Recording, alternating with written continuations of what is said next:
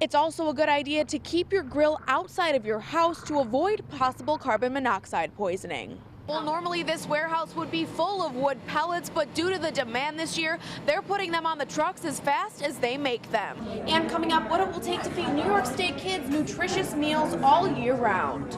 It also says that it's a smart idea to check your grill for any animal or bees nests that could have possibly formed over the winter months. Reporting live in the studio, Mary Kielar, 18 News.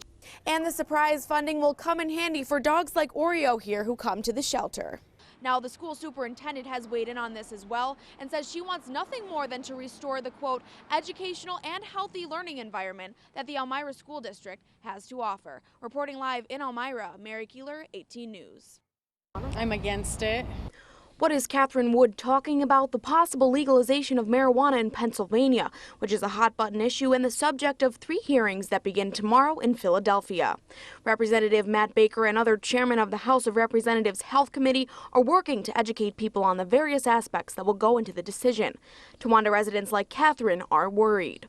Because I think it's going to cause more problems than we actually need. When people are going to start getting high, there's going to be more crime, there can be murder, there's going to be rape, and it's going to be bad. Others can see some benefits but are still skeptical.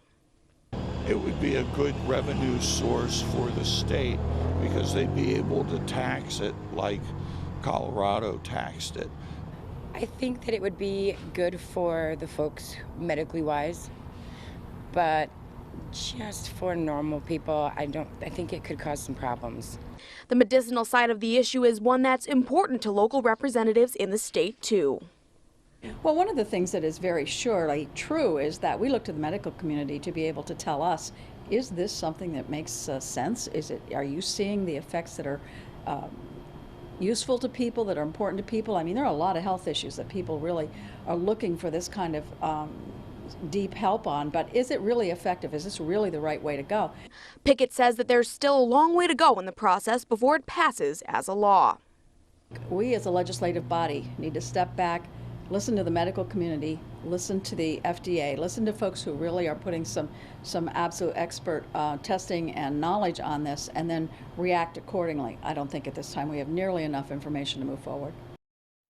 Representative Pickett says that right now there are more questions for the medical community than there are answers. Again, that first meeting will be at the University of Pennsylvania Hospital tomorrow at 10 in the morning. You can't fix a problem if you don't admit you have a problem. And it is a problem here, and we're committed to continue to work with families, the school, children at the earliest ages to try to mold behavior and curb this problem that really has had an impact in our community. This month, Chemung County will be devoting time to fight back against child abuse and neglect, starting at an early age. Research shows that if you haven't molded a child by the time they're 8, they could have problems for the rest of their life. Chemung County's Division of Child and Family Services is also involved in the initiative this month. Share the Make Meaningful Connections too also really talks about the community involvement and how it's important as a community member to reach out to families that might be struggling, by volunteering, just being a friend and a neighbor to families, and making that call if you feel that child abuse or neglect is happening. 66% of the child fatalities reported to the state central register in Chemung County were due to unsafe sleeping arrangements. It's something that we feel, and it's backed by research, that this is preventable. Children don't need to die because of unsafe sleeping. In the end, though, it all comes down to one thing. Families really are the center of everything we do. They're very important. If they're dysfunctional, so is the lifestyle.